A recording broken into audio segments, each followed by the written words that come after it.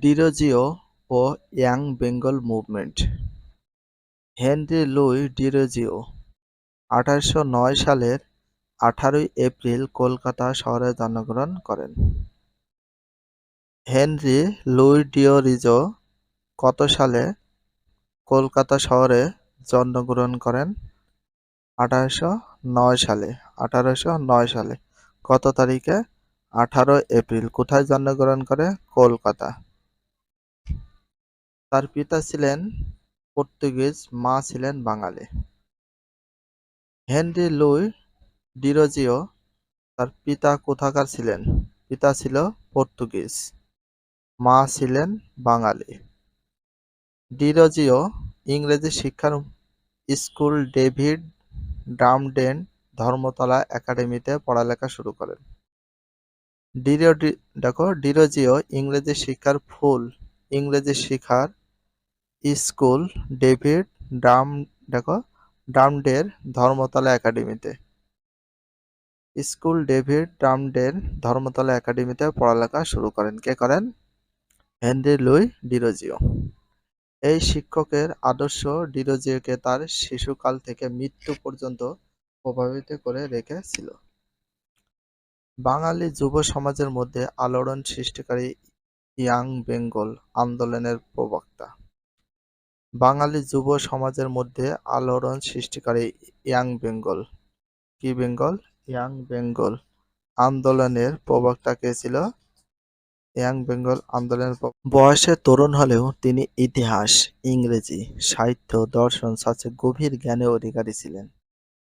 তার দূরদৃষ্টি, বাগ্মিতা বক্তব্য, বিশ্লেষণ ক্ষমতা তৎকালীন তরুণ সমাজকে ব্যাপক প্রভাবিত করতে সক্ষম হয়েছিল।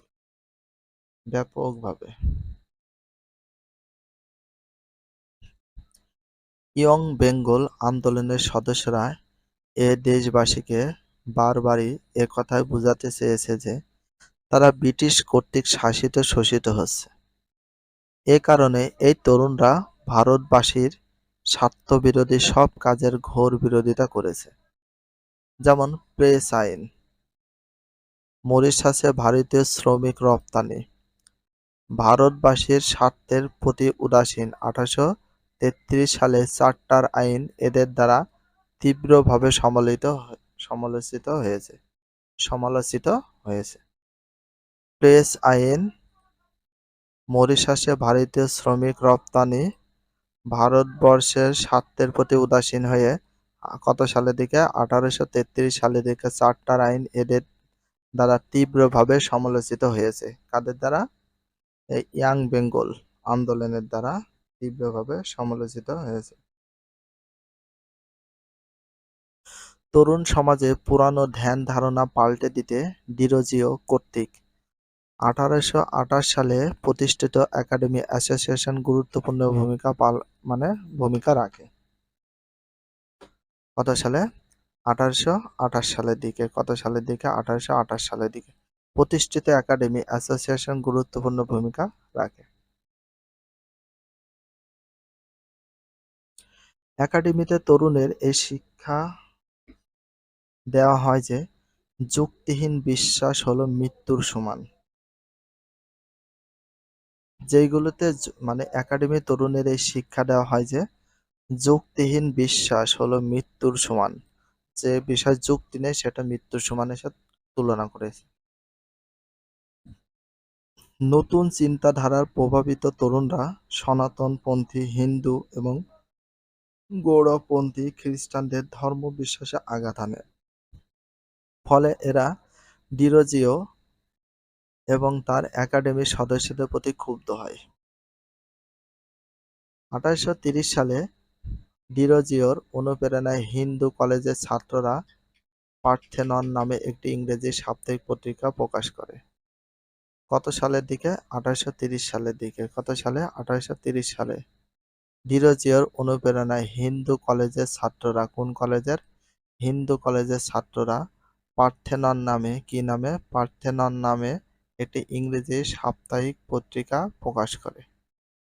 এতে সমাজ, ধর্ম, বিভিন্ন কুসংস্কারের বিরুদ্ধে নিন্দাসূচক সমালোচনা প্রকাশিত হতে থাকলে কলেজ কর্তৃপক্ষ এটি বন্ধ করে দেয়। তিনি 1831 সালে হিস পাবাস নামক একটি পত্রিকা সম্পাদন করেন। কত সালের দিকে? 1831 সালের দিকে। কি নামক? হিস পাবাস। হিস পাবাস নামে একটি পত্রিকা সম্পাদনা এবং ইস্ট ইন্ডিয়া নামে একটি দৈনিক পত্রিকা প্রকাশ করেন। ইস্ট ইন্ডিয়া নামে একটা দৈনিক পত্রিকা প্রকাশ করেন। ওই বছরের ডিসেম্বরে মাত্র 23 বছর বয়সে তিনি মৃত্যুবরণ করেন। ওই বছরের ডিসেম্বরে মাত্র কত বছর বয়সে? মাত্র 23 বছর বয়সে তিনি মৃত্যুবরণ করেন। কে করেন? ডিরোজি, হেনরি লুই ডিরোজি মৃত্যুবরণ করেন 23 বছর বয়সে। মৃত্যুর পরও তার প্রদর্শিত পথ অনুসরণ করে চলতে থাকে তার অনুসারীরা। ডিরোজিওর অনুসারীদের মধ্যে উল্লেখযোগ্য ছিলেন রামতনু লাহিড়ী, রাধানাথ সিকদার, প্যারীচাঁদ মিত্র, কৃষ্ণমোহন ব্যানার্জি প্রমুখ। ডিরোজিওর অনুসারীদের মধ্যে উল্লেখযোগ্য ছিলেন লাহিড়ী, রামতনু লাহিড়ী, রাধানাথ সিকদার, প্যারীচাঁদ মিত্র, কৃষ্ণমোহন ব্যানার্জি ছিল খুবই উল্লেখযোগ্য। মাইকেল মধুসূদন দত্ত তার ছাত্র না হলেও তার আদর্শ দ্বারা গভীরভাবে প্রভাবিত হয়েছিলেন। ডিরোজিওর অনুসারীদের আন্দোলন ঈশ্বরচন্দ্র বিদ্যাসাগরকে প্রভাবিত করেছিল। মাইকেল মধুসূদন দত্ত প্রভাবিত হয়েছিল, আবার ঈশ্বরচন্দ্র বিদ্যাসাগরকেও প্রভাবিত করেছিল। একক কাজ যুক্তিহীন বিশ্বাস হলে মৃত্যুর সমান, এর আলোকে ডিরোজির কর্মকাণ্ড মূল্যায়ন। যুক্তিহীন বিশ্বাস হলে মৃত্যুর সমান। ঈশ্বরচন্দ্র বিদ্যাসাগর এ মহাপুরুষের জন্ম হয়েছিল 1820 সালে মেদিনীপুর জেলায় বীরসিংহ গ্রামে। ঈশ্বরচন্দ্র বিদ্যাসাগরের জন্ম হয়েছিল কত সালে? 1820 সালে। কত সালে? 1820 সালে। কোথায়? মেদিনীপুর জেলায় বীরসিংহ গ্রামে। কোন জেলায়? মেদিনীপুর জেলায়। কোন গ্রামে? বীরসিংহ গ্রামে জন্মগ্রহণ করেন। তিনি তার তেজস্বিতা, সত্যনিষ্ঠা অর্জন করেছিলেন তার দরিদ্র ব্রাহ্মণ পিতা ঠাকুরদাস বন্দ্যোপাধ্যায়ের কাছ থেকে। দরিদ্র ব্রাহ্মণ পিতা ঠাকুরদাস বন্দ্যোপাধ্যায়ের কাছ থেকে। আর হৃদয়ের মমত্ববোধ তার মা ভগবতী। ঈশ্বরচন্দ্র বিদ্যাসাগর মায়ের নাম কি ছিল? ভগবতী দেবীর কাছ থেকে। দারিদ্র কারণে রাতে দেখো কি বলা হয়েছে, দারিদ্র কারণে রাতে বাতি জ্বলিয়ে পড়ার ক্ষমতা ছিল না, এতটাই দারিদ্র ছিল বা অসহায় ছিল, গরিব ছিল। ফলে শিশু ঈশ্বরচন্দ্র সন্ধ্যার পর থেকে গভীর রাত পর্যন্ত রাস্তার গ্যাস বাতির নিচে দাঁড়িয়ে পড়াশোনা করতেন। মানে শিশুকাল থেকে। ফলে ঈশ্বরচন্দ্র সন্ধ্যার পর থেকে গভীর রাত পর্যন্ত রাস্তার গ্যাস বাতির নিচে দাঁড়িয়ে পড়াশোনা করেছেন ঈশ্বরচন্দ্র বিদ্যাসাগর। তিনি ইংরেজ সংখ্যা গণনা শিখেছিলেন বাবার সঙ্গে গ্রামের বাড়ি থেকে পায়ে হেঁটে কলকাতা আসার সময়। রাস্তার পাশের মাইল ফলকের সংখ্যার হিসাব গুনতে গুনতে। অসাধারণ মেধা আর অধ্যবসায়ের গুণে তিনি মাত্র 21 বছর বয়সে সংস্কৃত সাহিত্য, ব্যাকরণ, ন্যায়, বেদান্ত, স্মৃতি, অলঙ্কার ইত্যাদি বিষয়ে অগাধ পাণ্ডিত্য অর্জন করেছিলেন। তাহলে কিসের? অসাধারণ মেধা আর অধ্যবসায়ের গুণে তিনি মাত্র কত বছর বয়সে? 21 বছর বয়সে সংস্কৃত সাহিত্য, ব্যাকরণ, ন্যায়, বেদান্ত, স্মৃতি, অলঙ্কার ইত্যাদি বিষয়ে অগাধ পাণ্ডিত্য অর্জন করেছিলেন। ওই বয়সে তিনি ফোর্ট উইলিয়াম কলেজের পণ্ডিতের দায়িত্ব লাভ করেন। মানে ওই বয়সে ফোর্ট উইলিয়াম কলেজের ফোর্ট উইলিয়াম কলেজের পণ্ডিতের দায়িত্ব লাভ করেন। একই সঙ্গে তিনি বিদ্যালয় পরিদর্শকের দায়িত্ব পালন করেন। বিদ্যালয়ে যে পরিদর্শকের দায়িত্ব পালন করেন কে? ঈশ্বরচন্দ্র বিদ্যাসাগর। কর্মজীবনে প্রবেশের সঙ্গে সঙ্গে তিনি সাহিত্য চর্চার মনোযোগী হন। বাংলা ভাষায় উন্নত মানের পাঠ্যপুস্তকের অভাব দেখে তিনি গদ্য সাহিত্য রচনা শুরু করেন। তাহলে বাংলা ভাষায় উন্নত মানের পাঠ্যপুস্তকের অভাব দেখে তিনি গদ্য সাহিত্য রচনা করেন? তাহলে গদ্য সাহিত্য রচনা শুরু করেন কে? ঈশ্বরচন্দ্র বিদ্যাসাগর। কে করেন? ঈশ্বরচন্দ্র বিদ্যাসাগর। গদ্য সাহিত্য রচনা শুরু করার সাথে সাথে এখানে ঈশ্বরচন্দ্র তিনি বাংলা গদ্য সাহিত্যকে নবজীবন দান করেন। তিনি বাংলা গদ্য সাহিত্যকে কি দান করেন? তিনি বাংলা গদ্য সাহিত্যকে নবজীবন দান করেন। এজন্য তাকে বাংলা গদ্যের জনক বলা হয়। বাংলা গদ্যের জনক বলা হয় কাকে? ঈশ্বরচন্দ্র বিদ্যাসাগরকে। বাংলা গদ্যের জনক বলা হয় কাকে? ঈশ্বরচন্দ্র বিদ্যাসাগরকে। ঈশ্বরচন্দ্র বিদ্যাসাগরকে কি বলা হয়? বাংলা গদ্যের জনক বলা হয়। কাকে বলা হয়? ঈশ্বরচন্দ্র বিদ্যাসাগরকে। শিশুদের লেখাপড়া সহজ করার জন্য তিনি রচনা করেন বর্ণ পরিচয়ের প্রথম ও দ্বিতীয় ভাগ। শিশুদের লেখাপড়া সহজ করার জন্য তিনি রচনা করেন বর্ণ পরিচয়ের প্রথম ও দ্বিতীয় ভাগ। বর্ণ পরিচয়ের প্রথম ও দ্বিতীয় ভাগ। সংস্কৃত ভাষা শিক্ষাকে সহজ করার জন্য তিনি ব্যাকরণে উপক্রমণিকা রচনা করেন। ব্যাকরণের উপক্রমণিকা রচনা করেন কে? ঈশ্বরচন্দ্র বিদ্যাসাগর। তাছাড়া তিনি অনেক গ্রন্থের অনুবাদও করেছেন। শুধু সাহিত্য নয়, শিক্ষা বিস্তারে তার কৃতিত্ব অসাধারণ। সংস্কৃতের শিক্ষার সংস্কার, বাংলা শিক্ষার ভিত্তি স্থাপন। সংস্কৃতি শিক্ষার সংস্কার, বাংলা শিক্ষার ভিত্তি স্থাপন। নারী শিক্ষা প্রসারে অগ্রণী ভূমিকা তার অক্ষয় কীর্তি ছিল কার? ঈশ্বরচন্দ্র বিদ্যাসাগরের। তাছাড়া স্কুল পরিদর্শক থাকাকালে গ্রামে গঞ্জে 20টি মডেল স্কুল, 35টি বালিকা বিদ্যালয় স্থাপন করেন। কে করেন? ঈশ্বরচন্দ্র বিদ্যাসাগর।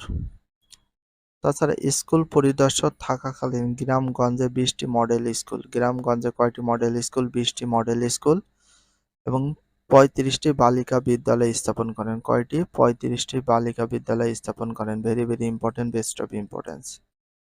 তার প্রতিষ্ঠিত বিদ্যালয়গুলোর মধ্যে উল্লেখযোগ্য হল মেট্রোপলিটন ইনস্টিটিউশন।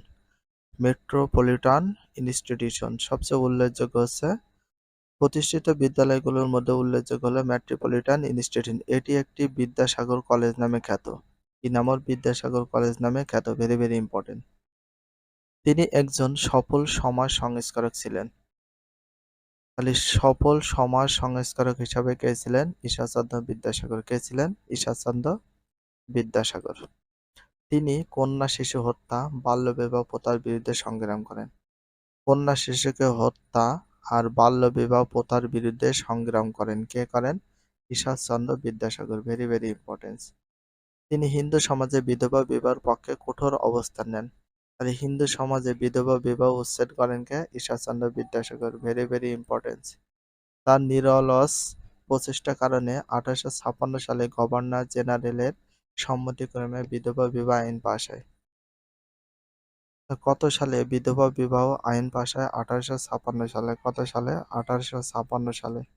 গভর্নর জেনারেল সম্মতিক্রমে বিধবা বিবাহ আইন পাস হয় কত সালে? 1856 সালে। Very very importance. বিদ্যাসাগর দান দাক্ষিণ্যের জন্য খ্যাত ছিলেন। দান দাক্ষিণ্যতার জন্য খ্যাত ছিলেন কে? বিদ্যাসাগর, ঈশ্বরচন্দ্র বিদ্যাসাগর। এ কারণে তাকে দয়ার সাগরও বলা হয়। এ কারণে তাকে কি সাগর বলা হয়? দয়ার সাগরও বলা হয়। ঈশ্বরচন্দ্র বিদ্যাসাগরকে কি সাগর বলা হয়? দয়ার সাগরও বলা হয়। Very very important. যথেষ্ট সচ্ছল না হলেও বহু অনাথ ছাত্র তার বাসায় থেকে লেখাপড়া করত। কবি মাইকেল মধুসূদন দত্ত চরম অর্থকষ্টের সময় বিদ্যাসাগর তাকে প্রচুর অর্থ সাহায্য করেছেন। কবি মাইকেল মধুসূদন দত্ত চরম অর্থকষ্টের সময়ে বিদ্যাসাগর তাকে প্রচুর অর্থ সাহায্য করেছেন। কে? মাইকেল মধুসূদনকে কে সাহায্য করেছে? ঈশ্বরচন্দ্র বিদ্যাসাগর। কবি নবীনচন্দ্র সেন তরুণ বয়সে বিদ্যাসাগরের অর্থে লেখাপড়া করেছেন। কবি নবীনচন্দ্র সেন। কবি নবীনচন্দ্র সেন তরুণ বয়সে মানে অল্প বয়সে বিদ্যাসাগরের অর্থে লেখাপড়া করেছেন। কে? নবীনচন্দ্র সেন। তার মাতৃভক্তি ছিল অসাধারণ। মায়ের ইচ্ছায় তিনি গ্রামের দাতব্য চিকিৎসালয় বিদ্যালয় প্রতিষ্ঠা করেন। মায়ের ইচ্ছায় তিনি গ্রামের দাতব্য চিকিৎসালয় আর বিদ্যালয় প্রতিষ্ঠা করেন গ্রামে। Very very important. মায়ের ডাকে সাড়া দিয়ে তার কাছে যাওয়ার জন্য তিনি একবার ভরা বর্ষায় গভীর রাতে দামোদর নদ পার হয়ে বাড়ি যান। কত বছর বয়সে মৃত্যুবরণ করেন? 1891 সালে মৃত্যুবরণ করেন ঈশ্বরচন্দ্র বিদ্যাসাগর। কত বছর বয়সে? 71 বছর বয়সে তিনি পরকাল গমন করেন বা মৃত্যুবরণ করেন। একক কাজ। বিদ্যাসাগরকে বাংলা গদ্যের জনক বলার কারণ অনুসন্ধান করো। বাংলা গদ্যের জনক বলা হয় কাকে? বিদ্যাসাগরকে। বাংলা গদ্যের জনক বলা হয় কাকে? ঈশ্বরচন্দ্র বিদ্যাসাগরকে। হাজী মোহাম্মদ মহসিন। হাজী মোহাম্মদ মহসিন 1732 সালে পশ্চিমবঙ্গের হুগলিতে জন্মগ্রহণ করেন। তাহলে হাজী মোহাম্মদ মহসিন কত সালে জন্মগ্রহণ করেন? 1732 সালে। 1732 সালে কোথায়? পশ্চিমবঙ্গের হুগলিতে জন্মগ্রহণ করেন কে? হাজী মোহাম্মদ মহসিন। তার পিতার নাম ছিল মোহাম্মদ ফয়জুল্লাহ। হাজী মোহাম্মদ মহসিনের পিতার নাম কি ছিল? মোহাম্মদ ফয়জুল্লাহ। মায়ের নাম ছিল জয়নাব খানম। কার? হাজী মোহাম্মদ মহসিনের। তাদের আদি নিবাস ছিল পারস্যে। কোথায়? পারস্যে। হাজী মোহাম্মদ মহসিনের আদি নিবাস ছিল কোথায়? পারস্যে। হাজী মোহাম্মদ মহসিনের পূর্বপুরুষ ভাগ্য অন্বেষণে হুগলি শহরে এসে বসবাস শুরু করেন। কোন শহরে? হুগলি শহরে বসবাস করেন। মহসিনের শিক্ষা জীবন শুরু হুগলিতে। তাহলে মহসিনের শিক্ষা জীবন শুরু কোথায়? হুগলিতে। কোথায়? হুগলিতে। তার গৃহশিক্ষক আগা সিরাজি ছিলেন একজন পণ্ডিত ব্যক্তি।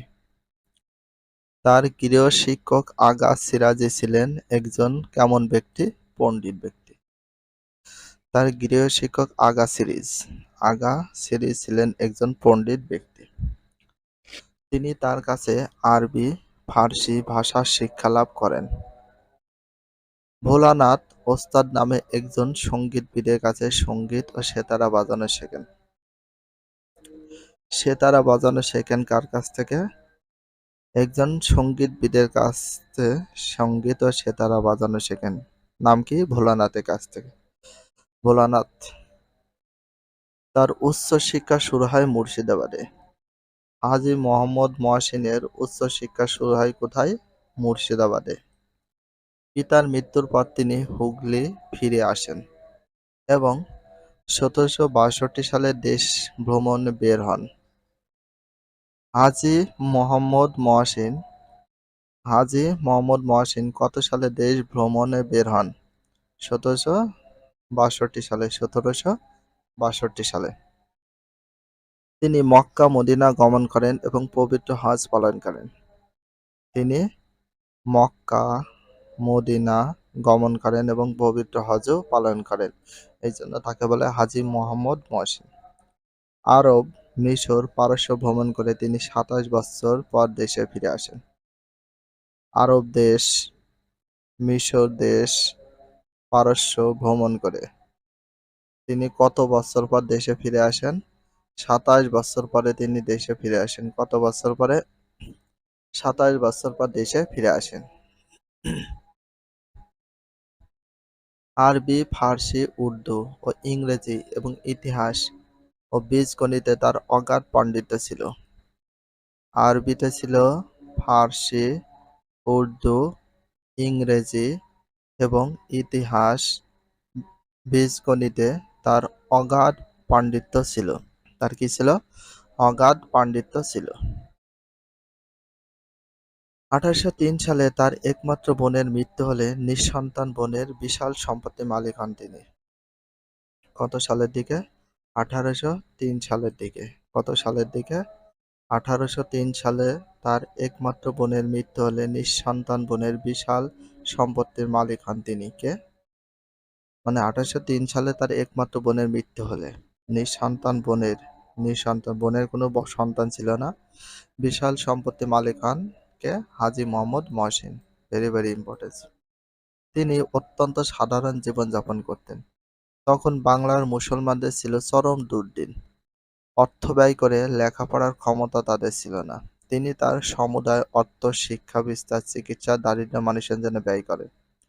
তিনি তার সমুদায় অর্থ শিক্ষা বিস্তারের জন্য, চিকিৎসার জন্য এবং দারিদ্র মানুষের জন্য ব্যয় করেন কে? হাজী মোহাম্মদ মহসিন। তিনি হুগলিতে একটি বিদ্যালয় প্রতিষ্ঠা করেন।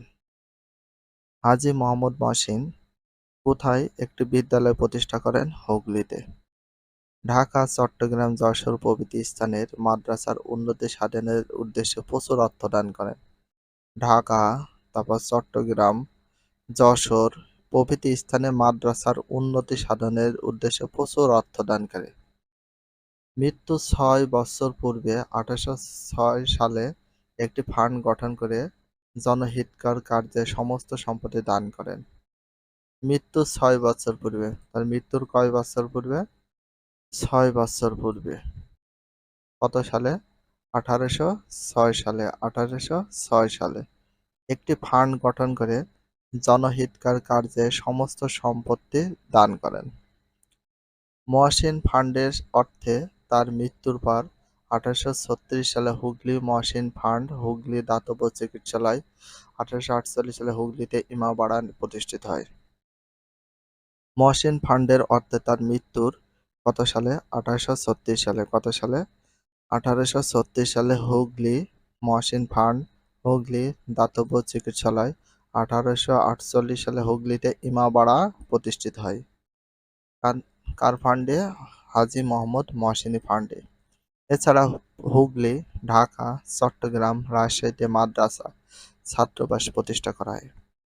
এছাড়া হুগলিতে, কোথায়? হুগলি, ঢাকা, চট্টগ্রাম, রাজশাহীতে ছাত্র ছাত্রাবাস প্রতিষ্ঠা করা হয়। কোথায়? হুগলিতে। মহসিন ফান্ডের বৃত্তির অর্থে হাজার হাজার মুসলমান তরুণ উচ্চশিক্ষা লাভের সুযোগ পায়। এর মধ্যে শহীদ আমির আলী ছিলেন।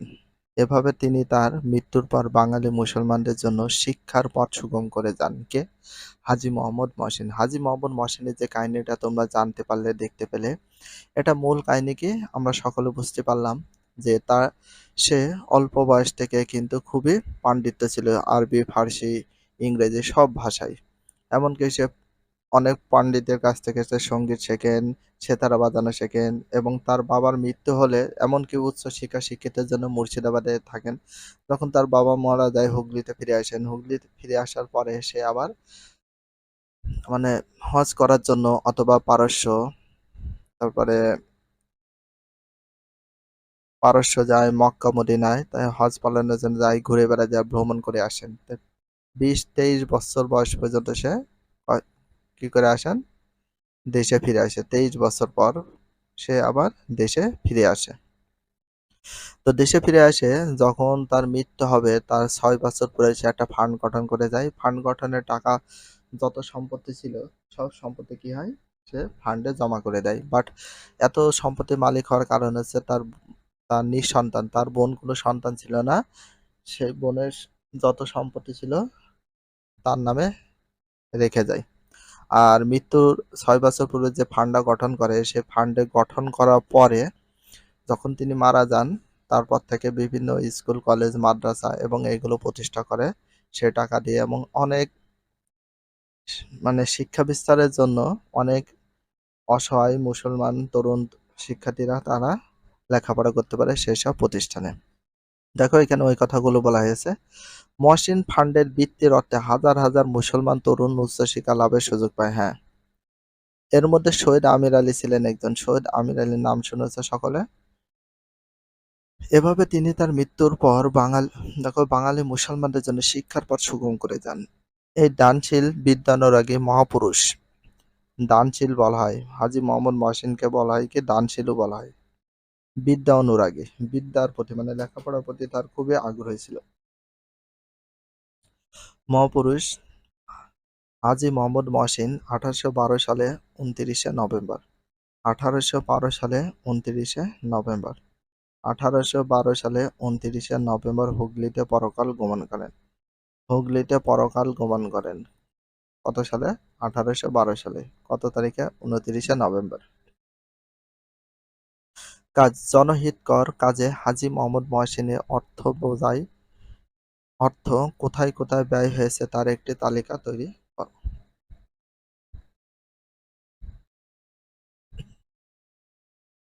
নওয়াব আব্দুল লতিফ।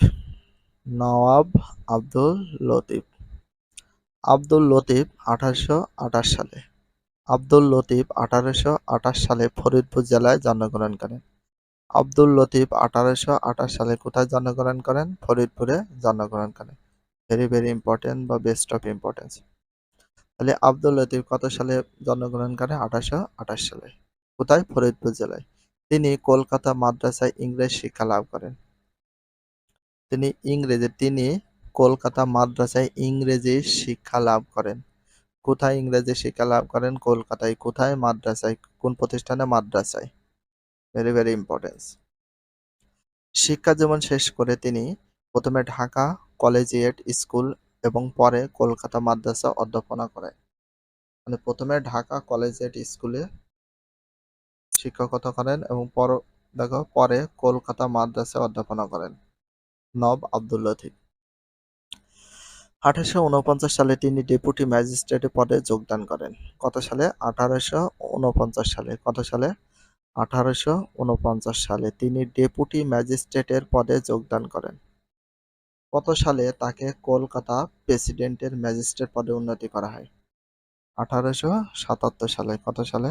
1877 সালে। 1877 সালে তাকে কলকাতা প্রেসিডেন্সির ম্যাজিস্ট্রেট পদে উন্নতি করা হয়। কত সালে? 1877 সালের দিকে। Very very important. 1884 সালে। কত সালে? 1884 সালে তিনি সরকারি চাকরি থেকে অবসর গ্রহণ করেন। সরকারি চাকরি থেকে অবসর গ্রহণ করেন কে? সরকারি চাকরি থেকে অবসর গ্রহণ করেন কে? নওয়াব আব্দুল লতিফ। নওয়াব আব্দুল লতিফ। কত সালে? 1884 সালে। কর্মজীবনে কৃতিত্বের জন্য সরকার তাকে প্রথমে খান বাহাদুর পরে নওয়াব উপাধি ভূষিত করেন। কর্মজীবনে কৃতিত্বের জন্য সরকার দেয় তাকে প্রথমে খান বাহাদুর। নওয়াব আব্দুল লতিফকে কি উপাধি দেয়? প্রথমে খান বাহাদুর উপাধি দেয় এবং পরে হচ্ছে নওয়াব উপাধি দেয়। কি উপাধি দেয়? নওয়াব উপাধি ভূষিত করেন। নওয়াব আব্দুল লতিফ। খান বাহাদুর, নওয়াব আব্দুল লতিফ। তিনি বাঙালি মুসলমানদের আধুনিক শিক্ষায় শিক্ষিত করে তাদের কল্যাণের জন্য প্রচেষ্টা চালান। এই উদ্দেশ্যে জনমত গঠনের জন্য তিনি কত সালে? 1853 সালে মুসলমান ছাত্রদের পক্ষে ইংরেজি শিক্ষার সুফল শীর্ষক এক রচনা প্রতিযোগিতায় আয়োজন করেন। কত সালে? 1853 সালে। কাদের জন্য? মুসলমান ছাত্রদের পক্ষে ইংরেজি শিক্ষার সুফল শীর্ষক এক রচনা প্রতিযোগিতা আয়োজন করেন কে? নওয়াব আব্দুল লতিফ। তার প্রচেষ্টায় কলকাতা মাদ্রাসায় অ্যাংলো পার্সিয়ান বিভাগ খোলা হয়।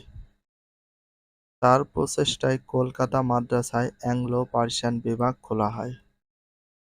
কার প্রচেষ্টায়? নওয়াব আব্দুল লতিফের। কলকাতা মাদ্রাসায় অ্যাংলো পার্সিয়ান বিভাগ খোলা হয়। সেখানে উর্দু, বাংলা শিক্ষারও ব্যবস্থা করা হয়। সেখানে উর্দু শিক্ষা এবং বাংলা শিক্ষারও ব্যবস্থা করা হয়। উচ্চশিক্ষা গ্রহণে মুসলমান ছাত্রদের সমস্যার কথা তিনি সরকারের কাছে তুলে ধরেন। তার প্রচেষ্টায় হিন্দু কলেজ প্রেসিডেন্সি কলেজে রূপান্তরিত করা হলে মুসলমান ছাত্ররা সেখানে পড়ালেখা করার সুযোগ পায়। তার প্রচেষ্টায় হিন্দু কলেজ প্রেসিডেন্সি কলেজে রূপান্তরিত করা হলে মুসলমান ছাত্ররা সেখানে লেখাপড়া করার সুযোগ পায়। কোন ছাত্ররা লেখাপড়া? মুসলমান ছাত্ররা, হিন্দু কলেজগুলো। তিনি ঢাকা, রাজশাহী, চট্টগ্রাম প্রভৃতি স্থানে মাদ্রাসা স্থাপন করেন। নওয়াব, এখানকে কার কথা বলা হয়েছে? নওয়াব আব্দুল লতিফ ঢাকা, রাজশাহী, চট্টগ্রাম প্রভৃতি স্থানে মাদ্রাসা স্থাপন করেন। আব্দুল লতিফের প্রচেষ্টার কারণে 1873 সালে, কত সালে? 1873 সালে আব্দুল লতিফের প্রচেষ্টার কারণে কত সালে? 1873 সালে মহাসিন ফান্ডের টাকা শুধু বাংলার মুসলমানদের শিক্ষায় ব্যয় হবে এই সিদ্ধান্ত গৃহীত হয়?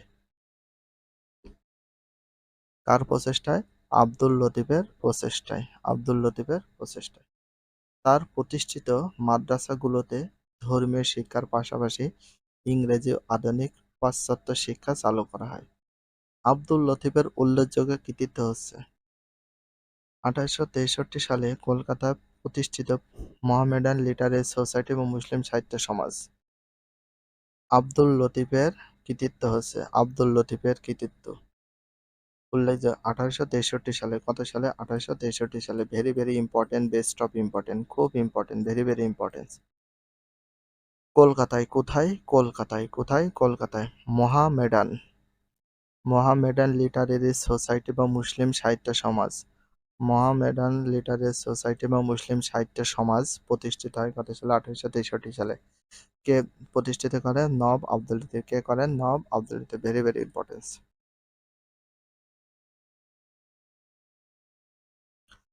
নওয়াব আব্দুল লতিফের সারা জীবনের কর্মের মূল উদ্দেশ্য ছিল কয়টি? 3টি।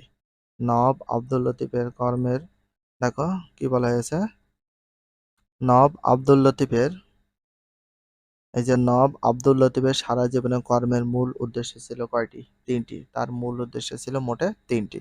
এটা very very important, best of importance. যে 3টি মূল লক্ষ্য বা উদ্দেশ্য কি? 1 নাম্বার, মুসলমান সম্প্রদায়ের প্রতি ইংরেজ সরকারের বিদ্বেষ ভাব দূর করা। 2, মুসলমান সমাজের উন্নতি ও অগ্রগতির জন্য প্রয়োজনীয় পদক্ষেপ গ্রহণ করা। এ করেন নওয়াব আব্দুল লতিফ। হিন্দু মুসলমান সম্প্রদায়ের মধ্যে মৈত্রী প্রতিষ্ঠা করা। হিন্দু মুসলমান সম্প্রদায়ের মধ্যে কি প্রতিষ্ঠা করা? মৈত্রী। মৈত্রী মানে বন্ধুত্ব।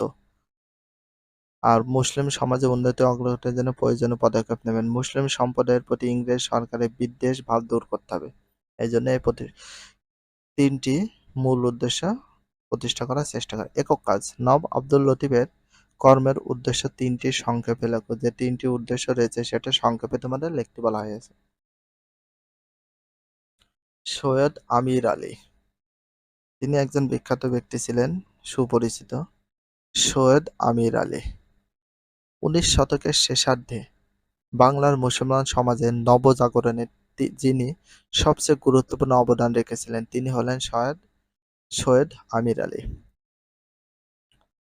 বাংলার মুসলমান সমাজের নবজাগরণে সবচেয়ে গুরুত্বপূর্ণ অবদান রেখেছিলেন সৈয়দ আমির আলী। কে রেখেছিলেন? সৈয়দ আমির আলী। কে সবচেয়ে গুরুত্ব অবদান রেখেছিলেন? Syed Amir Ali. Very very importance. কত শতকে? 19 শতকের শেষার্ধে। তিনি 1849 সালে হুগলির এক সম্ভ্রান্ত মুসলিম পরিবারে জন্মগ্রহণ করেন। কত সালের দিকে জন্মগ্রহণ করেন? 1849 সালে। কোথায়? হুগলির এক সম্ভ্রান্ত মুসলিম পরিবারে জন্মগ্রহণ করেন। কি পরিবারে? মুসলিম পরিবারে জন্মগ্রহণ করেন। কে? সৈয়দ আমির আলী। সম্ভ্রান্ত মানে ধনী পরিবারে। তিনি কলকাতা বিশ্ববিদ্যালয় থেকে এমএ ও বিএল ডিগ্রি লাভ করেন। তাহলে কলকাতা বিশ্ববিদ্যালয় থেকে এমএ এবং বিএল ডিগ্রি লাভ করেন কে? সৈয়দ আমির আলী। কোন বিশ্ববিদ্যালয় থেকে? কলকাতা। 1873 সালে লন্ডনের লিংকনস ইন থেকে ব্যারিস্টারি পাশ করে দেশে ফেরেন। কত সালে? 1873 সালে। কত সালে? 1873 সালে। লন্ডনের, কোথায় থেকে? লন্ডনের লিংকনস ইন থেকে ব্যারিস্টারি পাশ করে দেশে ফেরেন। কর্মজীবনে তিনি বিভিন্ন দায়িত্বপূর্ণ পদে অধিষ্ঠিত ছিলেন। তিনি 1890 সালে কলকাতা হাইকোর্টের বিচারপতি নিযুক্ত হন। কত সালের দিকে? 1890 সালের দিকে। কত সালের দিকে? 1890 সালের দিকে। কোথায় থেকে? কোন কোন হাইকোর্টের বিচারপতি নিযুক্ত হন? কলকাতা হাইকোর্টের বিচারপতি নিযুক্ত হন। Very very importance. 1909 সালে তিনি লন্ডনে প্রিভি কাউন্সিলের সদস্য হন। কত সালে? 1909 সালে। কোথায়? লন্ডনে প্রিভি কাউন্সিলের সদস্য হন। কে? সৈয়দ আমির আলী। বাংলা তথা ভারতে তিনি প্রথম মুসলমান নেতা যিনি বিশ্বাস করতেন মুসলমানদের জন্য একটি পৃথক রাজনৈতিক সংগঠন থাকা প্রয়োজন। বাংলা তথা ভারতে তিনি প্রথম মুসলিম নেতা যিনি বিশ্বাস করতেন মুসলমানদের জন্য একটি পৃথক রাজনৈতিক সংগঠন থাকা প্রয়োজন। কাদের জন্য? মুসলমানদের জন্য পৃথক রাজনৈতিক সংগঠন থাকা প্রয়োজন। তিনি বিশ্বাস করতেন মুসলমানদের স্বার্থ রক্ষা এবং তাদের দাবি দাওয়া প্রতি সরকারের দৃষ্টি আকর্ষণের জন্য নিজস্ব রাজনৈতিক সংগঠন থাকা প্রয়োজন। এই উদ্দেশ্যে তিনি 1877 সালে কলকাতায় সেন্ট্রাল মোহামেডান অ্যাসোসিয়েশন নামে একটি সমিতি গঠন করেন। এই উদ্দেশ্যে কত সালে? 1877 সালে। কত সালে? 1877 সালে। Very very importance. সালে কোথায়? কলকাতায়। কোথায়? কলকাতায়। Central Mohammedan association, central Mohammedan association নামে একটি সমিতি গঠন করেন। সেন্ট্রাল মোহামেডান অ্যাসোসিয়েশন এটা কিসের নাম? সমিতির নাম। কিসের নাম? সমিতির নাম। Very very important, best of importance. তিনি পত্র পত্রিকায় শিক্ষা ও বিভিন্ন ক্ষেত্রে মুসলমানরা পিছিয়ে পড়ার বিষয়টি নিয়ে লেখালেখি করেন। যত পত্র পত্রিকা আছে, খবরের কাগজ, এগুলায়। ফলে 1885 সালে সরকার মুসলমানদের শিক্ষার অগ্রগতির জন্য কতগুলো ব্যবস্থা গ্রহণ করেন। সরকার কাদের জন্য? মুসলমানদের জন্য শিক্ষার অগ্রগতির জন্য কতগুলো ব্যবস্থা গ্রহণ করেন। কত সালে? 1885 সালে।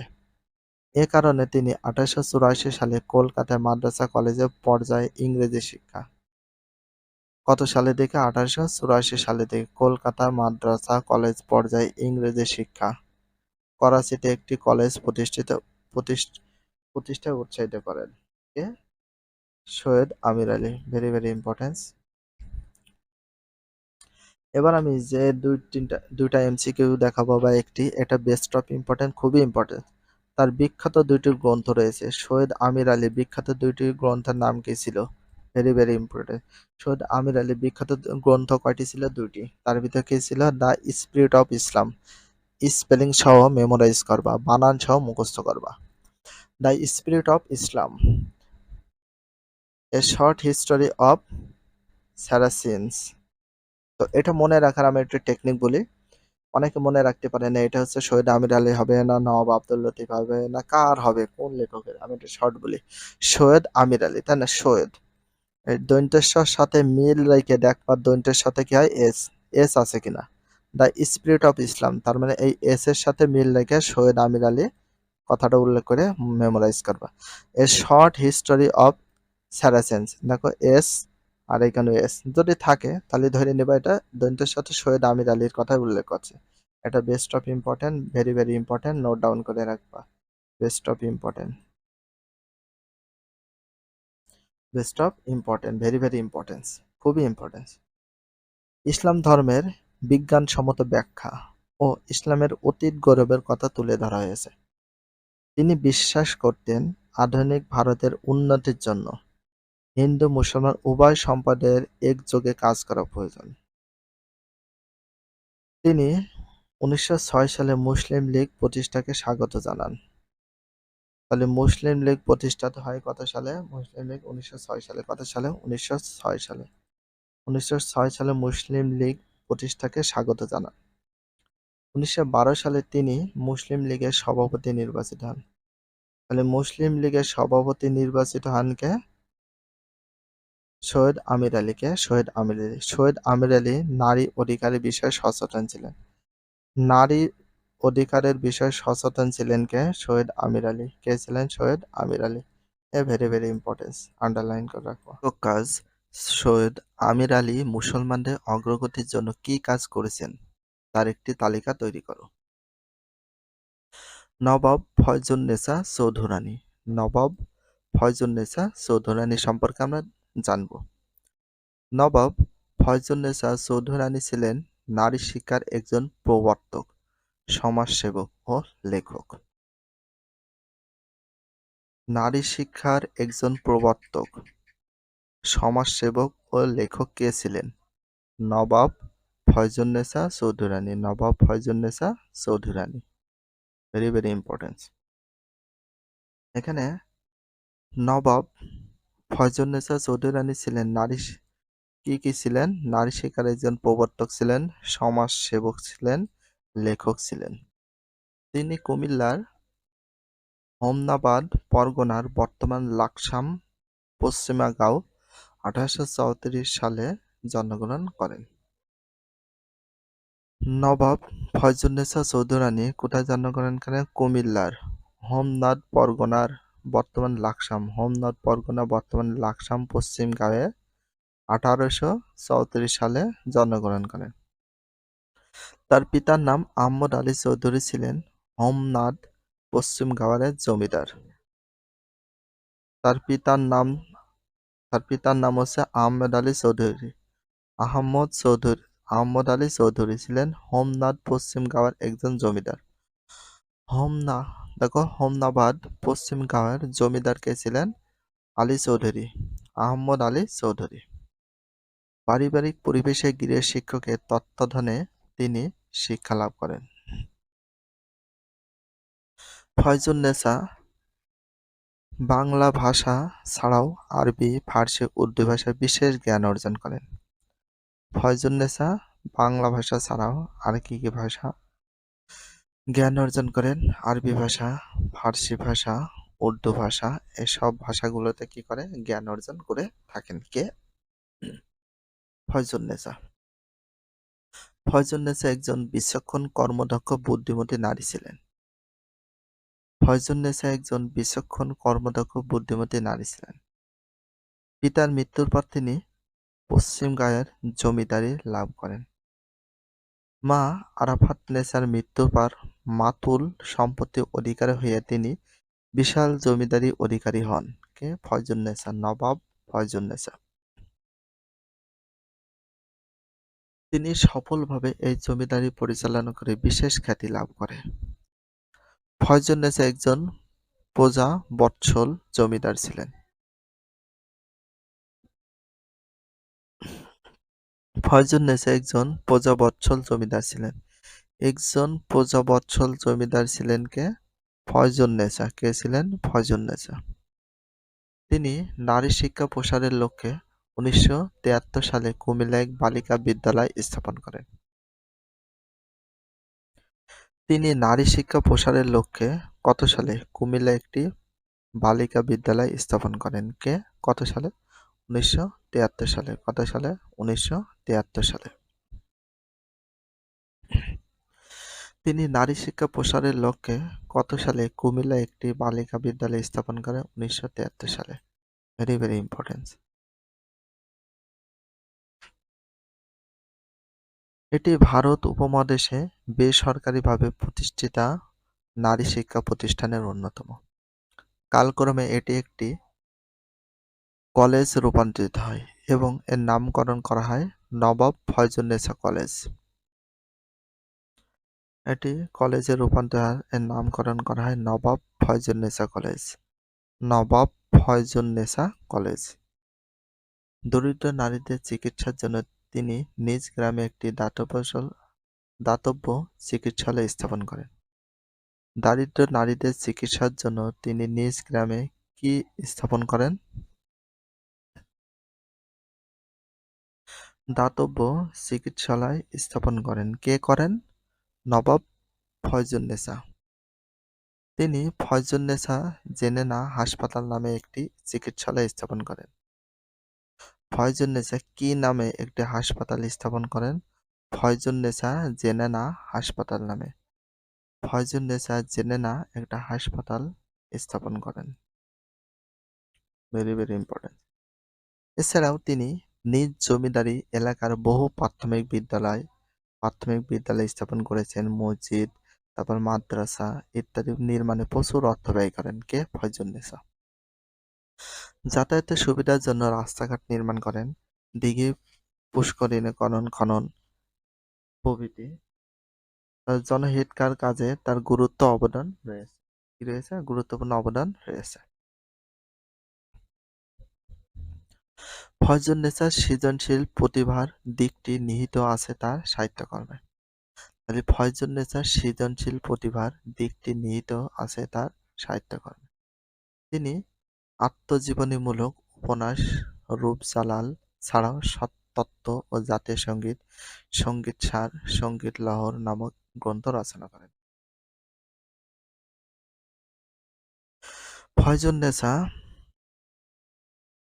ফয়জুন্নেছা আত্মজীবনীমূলক উপন্যাস, রূপজালাল ছাড়াও তত্ত্ব, জাতীয় সঙ্গীত। আত্মজীবনীমূলক উপন্যাস, রূপজালাল। আত্মজীবনীমূলক উপন্যাস হচ্ছে রূপ জালাল। রূপ জালালটা কি? আত্মজীবনীমূলক উপন্যাস। জাতীয় সঙ্গীত, সঙ্গীত সার, সঙ্গীত লহরী নামক গ্রন্থ রচনা করেন। কে করেন? Faizunnesa. Very very importance. Underline করে রাখবা এবং নোট করে রাখতে পারো। ফয়জুন্নেছা সমকালীন বিভিন্ন সংবাদপত্র ও সাময়িকীর পৃষ্ঠপোষকতা করেন। বান্ধব, ঢাকা প্রকাশ, মুসলমান বন্ধু, সুধাকার, ইসলাম প্রচারক প্রভৃতি পত্র-পত্রিকা তার আর্থিক সহায়তা লাভ করে। যেমন বান্ধবে আর্থিক সহায়তা দেন, ঢাকা প্রকাশ, মুসলমান বন্ধু, সুধাকার, ইসলাম প্রচারক এই পত্র-পত্রিকা তার আর্থিক সহায়তা লাভ করে। পত্র-পত্রিকাগুলো তার যে আর্থিক বা টাকা পয়সা সেখানে দান করেন। নারী শিক্ষার প্রসার ও জনহিতৈষী কার্যক্রমের স্বীকৃতি হিসেবে মহারানী ভিক্টোরিয়া 1889 সালে ফয়জুন্নেছাকে নবাব উপাধি ভূষিত করেন। নারী শিক্ষার প্রসার, জনহিতৈষী কার্যক্রমের স্বীকৃতি হিসাবে মহারানী ভিক্টোরিয়া, কে যেন? মহারানী ভিক্টোরিয়া কত সালে? 1889 সালে। কত সালে? 1889 সালে। কাকে? ফয়জুন্নেছাকে। কাকে? ফয়জুন্নেছা কি উপাধি দেন? নবাব উপাধি দেন। দেখো কতগুলো প্রশ্ন আছে, ভেরি ভেরি ইম্পর্টেন্স। এইভাবে করবা। 1889 সালে ফয়জুন্নেছাকে কি উপাধি ভূষিত করেন? নবাব। 1889 সালে ফয়জুন্নেছাকে নবাব উপাধি ভূষিত করেন কে? মহারানী ভিক্টোরিয়া। মহারানী ভিক্টোরিয়া ফয়জুন্নেছাকে নবাব উপাধি ভূষিত করেন কত সালে? 1889 সালে। দেখো কতগুলো প্রশ্ন। তিনি ভারতবর্ষের প্রথম নারী যিনি এই সম্মানজনক উপাধি লাভ করেন। তিনি ভারতবর্ষের প্রথম নারী যিনি সম্মানজনক উপাধি লাভ করেন। 1903 সালে নিজ গ্রামে তিনি মৃত্যুবরণ করেন। কত সালে? 1903 সালে। কত সালে? 1903 সালে। Very very importance. ফয়জুন্নেছা কত সালে মৃত্যুবরণ করেন? 1903 সালে। 2004 সালে বাংলাদেশ সরকার ফয়জুন্নেছাকে চৌধুরানী 21 পদক মরণোত্তর প্রদান করে সম্মান জানায়। কত সালে? 2004 সালে। কত সালে? 2004 সালে। বাংলাদেশ সরকার ফয়জুন্নেছা চৌধুরানীকে কি পদক দেন? 21 পদক দেখো মরণোত্তর প্রদান করেন, সম্মান জানায়। রোকেয়া সাখাওয়াত হোসেন 20 শতকের শুরুতে যখন ঘরে ঘরে শিক্ষার আলো জ্বলছে, বাঙালি মুসলমান মেয়েরা তখন পিছিয়ে ছিল। 20 শতকের শুরুতে যখন ঘরে ঘরে শিক্ষার আলো জ্বলছে, বাঙালি মুসলমান মেয়েরা তখন পিছিয়ে ছিল। মুসলমান সমাজে মেয়েরা সব অধিকার থেকে বঞ্চিত ছিল। লেখাপড়া শেখা তাদের জন্য একরকম নিষিদ্ধই ছিল। সমাজ ধর্মের নামে তাদের রাখা হতো পর্দার আড়ালে গৃহবন্দী করে। মানে সমাজ ধর্মের নামে তাদেরকে রাখা হতো পর্দার আড়ালে গৃহবন্দী করে। মুসলমান মেয়েদের এই বন্দিদশা থেকে মুক্তির ডাক দিলেন তার নাম রোকেয়া সাখাওয়াত হোসেন, যাকে সবাই বেগম রোকেয়া নামে শ্রদ্ধার সাথে স্মরণ করেন।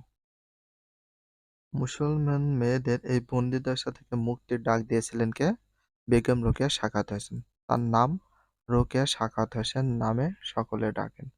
সবাই বেগম রোকেয়া নামে শ্রদ্ধার সাথে স্মরণ করেন। বেগম রোকেয়া, রোকেয়া সাখাওয়াত হোসেন বা বেগম রোকেয়া সাখাওয়াত হোসেন। 1880 সালে রংপুর জেলার মিঠাপুকুর উপজেলায় পায়রাবন্দ গ্রামে জন্মগ্রহণ করেন। বেগম রোকেয়া সাখাওয়াত হোসেন কত সালে জন্মগ্রহণ করেন? 1880 সালে। কোথায় জন্মগ্রহণ করেন? রংপুর জেলায়। কোন উপজেলায়? মিঠাপুকুর উপজেলায় পায়রাবন্দ গ্রামে জন্মগ্রহণ করেন কে? Begum Rokeya Sakhawat Hossain. Very very important. তার পিতার নাম জহিরুদ্দিন মোহাম্মদ আবু আলী সাবের। তার পিতার নাম কি ছিল? জহিরুদ্দিন মোহাম্মদ আলী সাবের। মায়ের নাম মুসাম্মদ বাতুন্নেছা সাবের চৌধুরানী। মায়ের নাম মুসাম্মদ বাতুন্নেছা সাবেরা চৌধুরানী। বেগম রোকেয়া সাখাওয়াত হোসেনের মায়ের নাম ছিল মুসাম্মদ বাতুন্নেছা সাবেরা চৌধুরানী। ওই অঞ্চলে সাবের পরিবার ছিল অত্যন্ত সম্ভ্রান্ত এবং রক্ষণশীল। ওই অঞ্চলে সাবের পরিবার ছিল অত্যন্ত সম্ভ্রান্ত এবং রক্ষণশীল ছিল। কোন পরিবার? সাবের পরিবার। মেয়েরা ছিল খুবই পর্দানসীন। রোকেয়া তার বড় ভাই ইব্রাহিম সাবের এবং বড় বোন করিমুন্নেছার কাছে শিক্ষা লাভ করেন। রোকেয়া তার বড় ভাই ইব্রাহিম সাবের এবং বড় বোন করিমুন্নেছার কাছে শিক্ষা লাভ করেন। তাকে পড়াশোনা করতে হতো গভীর রাতে, যাতে বাড়ির লোক টের না পায়। বড় ভাইয়ের একান্ত উৎসাহে তিনি উর্দু, আরবি, ফার্সি, বাংলা, ইংরেজি ভাষা শিক্ষা লাভ করেন। বড় ভাইয়ের একান্ত উৎসাহে তিনি উর্দু, আরবি, ফার্সি, বাংলা, ইংরেজি ভাষা শিক্ষা লাভ করেন।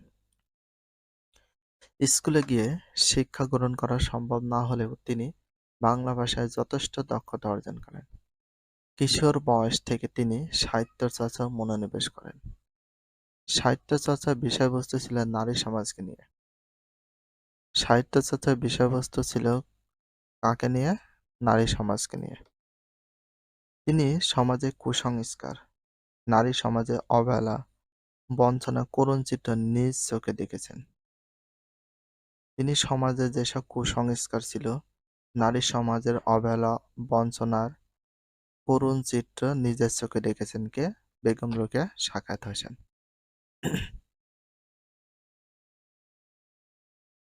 যা উপলব্ধি করেছেন তাই তিনি তার লেখার মধ্যে তুলে ধরেছেন।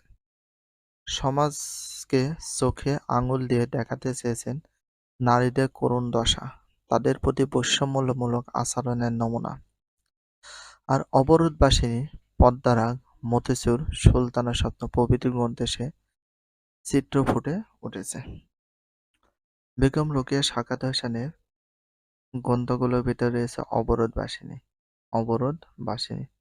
পদ্মরাগ, মতিচুর, সুলতানার স্বপ্ন প্রভৃতি গ্রন্থে সে চিত্র ফুটে উঠেছে। বিবাহিত জীবনে তিনি তার স্বামীর কাছ থেকে জ্ঞান চর্চার উৎসাহ লাভ করেছেন। Very very important, best of importance. তার গ্রন্থগুলোর ভিতর ছিল অবরোধবাসিনী, পদ্মারাগ, মতিচুর, সুলতানার স্বপ্ন। বিবাহিত জীবনে তিনি তার স্বামীর কাছ থেকে জ্ঞান চর্চার উৎসাহ লাভ করেছিলেন। স্বামীর মৃত্যুর পর তিনি জীবনের বাকি সময়টা নারী শিক্ষার আর সমাজ সেবায় ব্যয় করেন। স্বামীর মৃত্যুর পর তিনি জীবনের বাকিটা সময় নারী শিক্ষা এবং সমাজ সেবায় ব্যয় করেন। তিনি স্বামীর নামে ভাগলপুরে একটি প্রাথমিক বালিকা বিদ্যালয় স্থাপন করেন। তিনি স্বামীর নামে ভাগলপুরে স্বামীর নামে কোথায় বালিকা বিদ্যালয় স্থাপন করেন? ভাগলপুরে একটি প্রাথমিক বালিকা বিদ্যালয় স্থাপন করেন। 1911 সালে, কত সালের দিকে? 1911 সালে কলকাতায় Sakhawat Memorial Urdu primary school স্থাপন করেন। Sakhawat Memorial Urdu primary school স্থাপন করেন কত সালে? 1911 সালে। 1911 সালে। কলকাতায়। কোথায় স্থাপন করেন? কলকাতায়। কোথায় স্থাপন করেন? কলকাতায়। Sakhawat Memorial Urdu primary school স্থাপন করেন কত সালে? 1911 সালে। Sakhawat Memorial Urdu primary school স্থাপন করেন কত সালে? 1911 সালে। কোথায়? কলকাতায়। এটা ভেরি ভেরি ইম্পর্টেন্ট। স্বামীর নামে যে স্কুল ভাগলপুরে স্কুলটা প্রতিষ্ঠা করে সেটা কি ধরনের স্কুল? প্রাথমিক বালিকা বিদ্যালয়। 1931 সালে এটি উচ্চ ইংরেজি গার্লস স্কুলে উন্নীত হয়। মেমোরিয়াল উর্দু প্রাইমারি স্কুল স্থাপন করে এটা হচ্ছে কত সালে? 1931 সালের দিকে। 1931 সালের দিকে এটি ইংরেজি গার্লস স্কুল উন্নীত হয়। ইংরেজি গার্লস স্কুলে উন্নতি হয়। মৃত্যু পর্যন্ত তিনি এই স্কুলের প্রধান শিক্ষিকা ছিলেন। মৃত্যু পর্যন্ত এই উচ্চ ইংরেজি গার্লস স্কুলে প্রধান শিক্ষিকা ছিলেন এবং সুপারিনটেনডেন্টের দায়িত্ব পালন করেন কে? বেগম রোকেয়া সাখাওয়াত হোসেন। কে পালন করেন? বেগম রোকেয়া সাখাওয়াত হোসেন। নারীর অধিকার প্রতিষ্ঠার জন্য 1916 সালে কলকাতা আঞ্জুমান খাওয়াতিনে ইসলাম মুসলিম মহিলা সমিতি প্রতিষ্ঠা করেন। নারীর অধিকার প্রতিষ্ঠার জন্য কত সালে?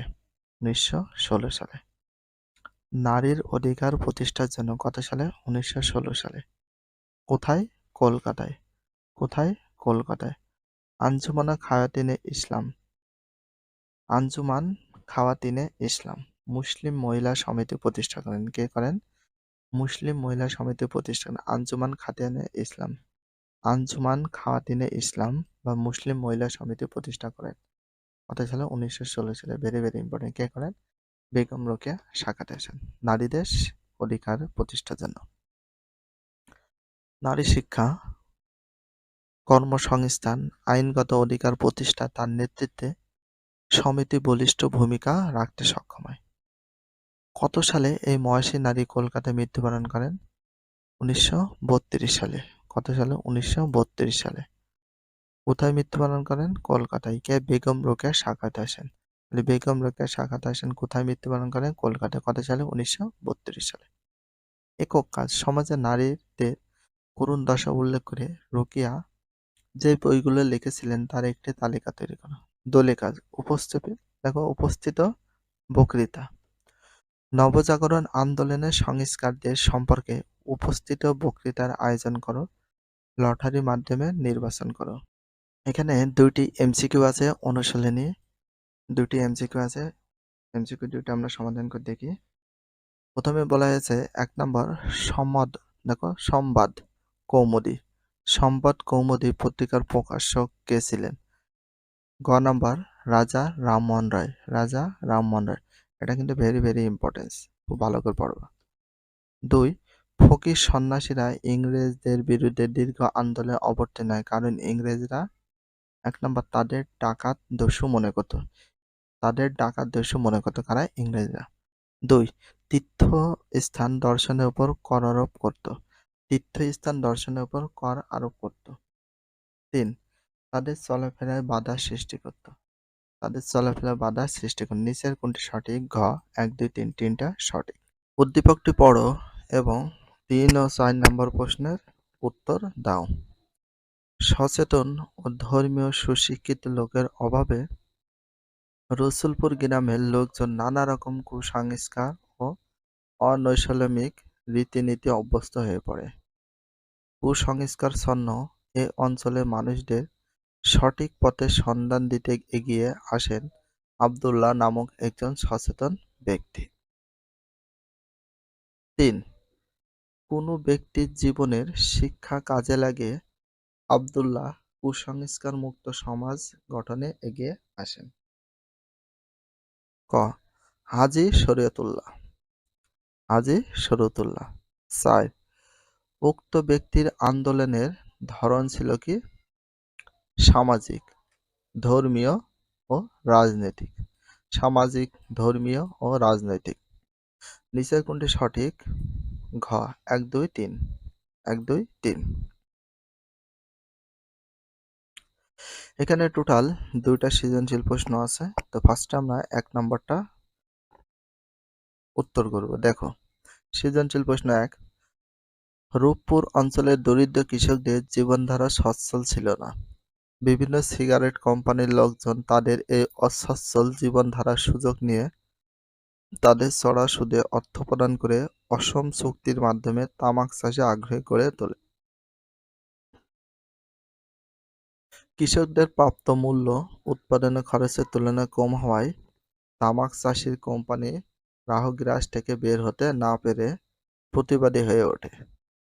উপরন্তু টেলিভিশন তামাকের স্বাস্থ্য ঝুঁকির কথা জেনে ওই অঞ্চলের তামাক চাষিরা করিম ও জলিলের নেতৃত্বে ঐক্যবদ্ধ হয় এবং কোম্পানি এ ধরনের কর্মকাণ্ডের প্রতিবাদ জানায়। ক ভারতের প্রথম আধুনিক পুরুষ বলা হয় কাকে? তাহলে ক নম্বর উত্তর, রাজা রামমোহন রায়কে ভারতের প্রথম আধুনিক পুরুষ বলা হয়। রাজা রামমোহন রায়কে। খ নম্বর ফরাজি আন্দোলনের মূল উদ্দেশ্য কী ছিল? খ নম্বর উত্তর, ইসলাম ধর্মকে কুসংস্কার ও অনৈসলামিক রীতিনীতি থেকে মুক্তি করাই ছিল ফরায়েজি আন্দোলনের মূল উদ্দেশ্য। মূলত মক্কা থেকে দেশে ফিরে হাজী শরীয়তুল্লাহ বুঝতে পারেন যে বাংলার মুসলমানেরা ইসলামের প্রকৃত শিক্ষা থেকে অনেক দূরে সরে গেছে। মুসলমানদের মধ্যে অনৈসলামিক আচার-আচরণ অনুষ্ঠান অনাচারে প্রবেশ করেছে। ইসলাম ধর্মকে এসব অনাচার-মুক্ত করাই ছিল ফরায়েজি আন্দোলনের মূল উদ্দেশ্য। গ নম্বর উত্তর। উদ্দীপক সংশ্লিষ্ট তথ্যগুলো আমার পাঠ্যপুস্তকের নীল বিদ্রোহের কথা স্মরণ করিয়ে দেয়। ব্রিটেনের নীলের চাহিদা বৃদ্ধি পাওয়ার বাংলায় ইংরেজ বণিকগণ এদেশে কৃষকদের নীল চাষে বাধ্য করে। তারা কৃষকদের নীল চাষের জন্য অগ্রিম অর্থ গ্রহণে দাদন বাধ্য করত। আর একবার এ দাদন গ্রহণ করলে সুদ আসলে কৃষকরা যতই ঋণ পরিশোধ করুক না কেন, বংশ পরম্পরায় কোনোদিনই ঋণ শেষ হতো না। নীলকরদের কাছ থেকে নীল চাষিদের প্রাপ্ত মূল্য উৎপাদন খরচের তুলনায় কম হওয়ায় তারা ক্ষতিগ্রস্ত হতো। অবশেষে নীল চাষিরা নীলকরদের বিরুদ্ধে প্রতিবাদী হয়ে ওঠে। যশোরের এই বিদ্রোহের নেতা ছিলেন নবীন মাধব ও বেণী মাধব। তাছাড়াও হুগলি এবং নদিয়ার নীল চাষিরাও বিদ্রোহী হয়ে ওঠে। উদ্দীপকে আমরা দেখি যে কৃষকদের প্রাপ্ত মূল্য উৎপাদন খরচের তুলনায় কম হওয়ায় তামাক চাষিরা কোম্পানির রাহুগ্রাস থেকে বের হতে না পেরে করিম ও জলিলের নেতৃত্বে প্রতিবাদী হয়ে ওঠে। এই বিষয়গুলোর সাথে বাংলার নীল বিদ্রোহের মিল রয়েছে।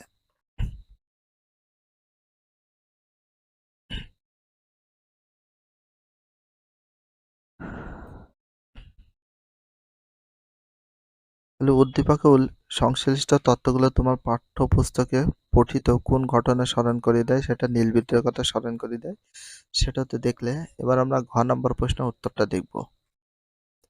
উক্ত ঘটনাটি কৃষকদের স্বার্থ রক্ষায় কতটুকু যুক্তিযুক্ত ছিল বলে তুমি মনে করো, মতামত দাও। ঘ নম্বর উত্তর। উদ্দীপকে ইঙ্গিতকৃত ঘটনাটি অর্থাৎ নীল বিদ্রোহের কৃষকদের স্বার্থ রক্ষার জন্য অত্যন্ত যুক্তিযুক্ত ছিল বলে আমি মনে করি।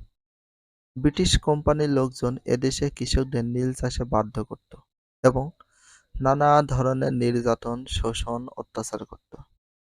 শেষ পর্যন্ত দেয়ালে পিঠ ঠেকে যাওয়ায় চাষিরা 1859 সালে প্রচণ্ড ক্ষোভে ফেটে পড়ে। যশোর, হুগলি, নদিয়াতে বিদ্রোহের দাবানল জ্বলে ওঠে। কৃষকরা নীল চাষ না করতে পক্ষে দৃঢ় অবস্থান নেয়। অবশেষে বাংলার সংগ্রামী কৃষকদের জয় হয়।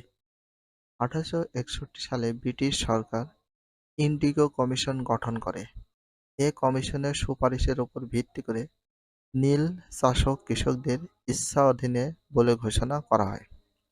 তাছাড়া নীল কর কর্তৃক আরোপিত ইন্ডিগো কন্ট্রাক্ট বাতিল করা হয়। এর ফলে কৃষকরা তাদের স্বাধীনতা ফিরে পায়। তারা তাদের জমিতে বিভিন্ন ধরনের ফসল উৎপাদন করার সুযোগ পায়। ফলে তারা জমিতে লাভজনক ফসল উৎপাদন করে আর্থিকভাবে স্বাবলম্বী হয়। উদ্দীপকের রূপপুর অঞ্চলের জনগণ তামাক চাষের কারণে কোম্পানির রাহুগ্রাস থেকে মুক্তি হতে পারে না। এ অবস্থায় তারা আন্দোলন গড়ে তোলে। আর এ আন্দোলনে নীল বিদ্রোহের প্রতিফলন দেখা যায়। বস্তুত ব্রিটিশদের কঠোর শাসনের জাঁতাকলে পিষ্ট হয়ে বাঙালি চাষিদের যখন নাভিশ্বাস বইছে, তখন তারা তাদের স্বার্থ রক্ষায় নীল বিদ্রোহ করে। এ বিদ্রোহ ছিল তৎকালীন কৃষকদের স্বার্থ রক্ষার গুরুত্বপূর্ণ ও শতভাগ যুক্তিযুক্ত, তাই বলা যায় নীল বিদ্রোহের মাধ্যমে বাংলার কৃষকদের স্বার্থ রক্ষা হয়েছিল।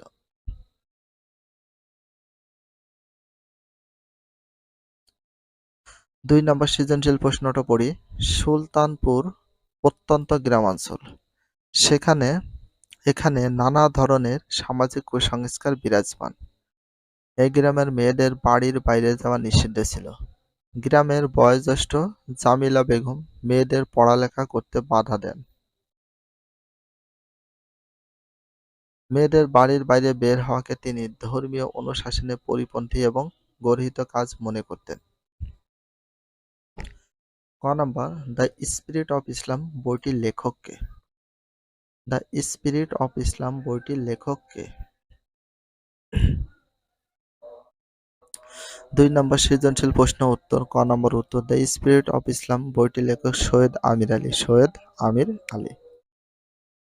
খ, সেন্ট্রাল ন্যাশনাল মোহামেডান অ্যাসোসিয়েশন গঠনের মূল উদ্দেশ্য কি ছিল? খ নম্বর উত্তর, সেন্ট্রাল ন্যাশনাল মোহামেডান অ্যাসোসিয়েশন গঠনের মূল উদ্দেশ্য ছিল মুসলমানদের রাজনৈতিক স্বার্থ রক্ষা। সৈয়দ আমির আলী বিশ্বাস করতেন মুসলমানদের স্বার্থ রক্ষা এবং তাদের দাবি দেওয়ার প্রতি সরকারের দৃষ্টি আকর্ষণের জন্য নিজস্ব রাজনৈতিক সংগঠন থাকা প্রয়োজন। এ উদ্দেশ্যে তিনি 1877 সালে কলকাতায় সেন্ট্রাল ন্যাশনাল মোহামেডান অ্যাসোসিয়েশন নামে একটি সমিতি গঠন করেন।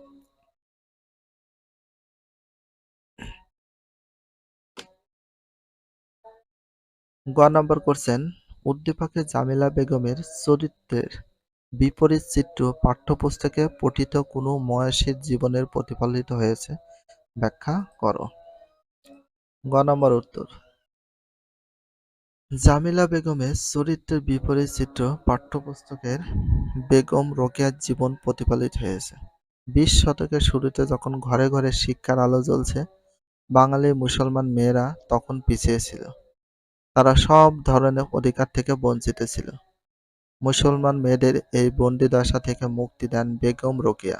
তিনি নারীদের সুশিক্ষায় শিক্ষিত হওয়ার জন্য আহ্বান করেন। তিনি মুসলিম মেয়েদের ধর্মীয় অনুশাসন পালন করে ঘরের বাইরে বিভিন্ন কর্মকাণ্ড সম্পাদন করতেন বলেছেন। তিনি মেয়েদের শিক্ষা গ্রহণে উৎসাহিত করেন। উদ্দীপকে আমরা লক্ষ্য করি যে সুলতানপুর গ্রামে বয়োজ্যেষ্ঠ জামিল বেগম মেয়েদের লেখাপড়া করতে বাধা দেন। মেয়েদের বাড়ির বাইরে বের হওয়াকে তিনি ধর্মীয় অনুশাসনের পরিপন্থী এবং গর্হিত কাজ মনে করতেন। নিঃসন্দেহে এই বিষয়গুলো বেগম রোকেয়া আদর্শের বিপরীত।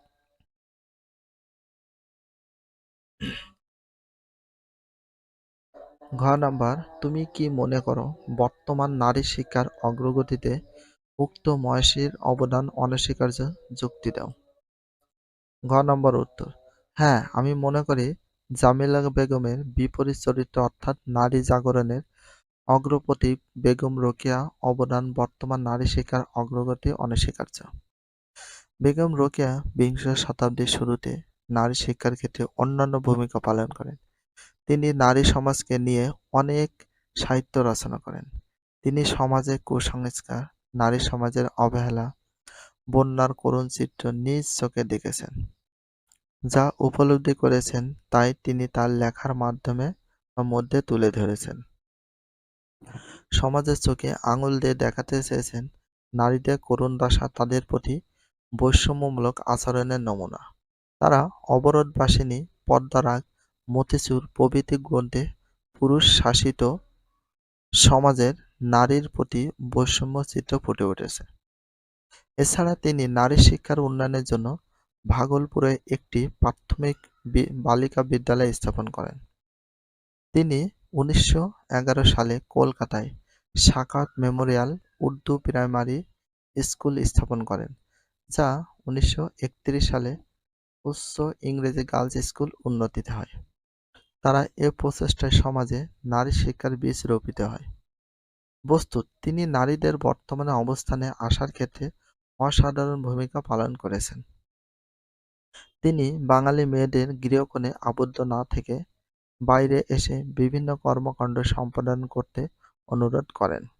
ভিডিওটি এখানে শেষ করছি। যদি ভিডিওটি ভালো লাগে চ্যানেলে সাবস্ক্রাইব করতে হলে ফলো করে দিও, তার সাথে একটা লাইক এবং একটা কমেন্ট করে দাও। নেক্সট ভিডিও পাওয়ার জন্য অবশ্যই বেল আইকনটা অল করে রাখো, যাতে নিউ ভিডিও আপলোডের সাথে সাথে সর্বপ্রথম তোমাদের কাছে নোটিফিকেশনটা পৌঁছে যায়। If you love this video please subscribe my channel, like, comment, share, hit the bell icon for getting next video. So everyone take care, love you, আল্লাহ হাফেজ, বাই বাই।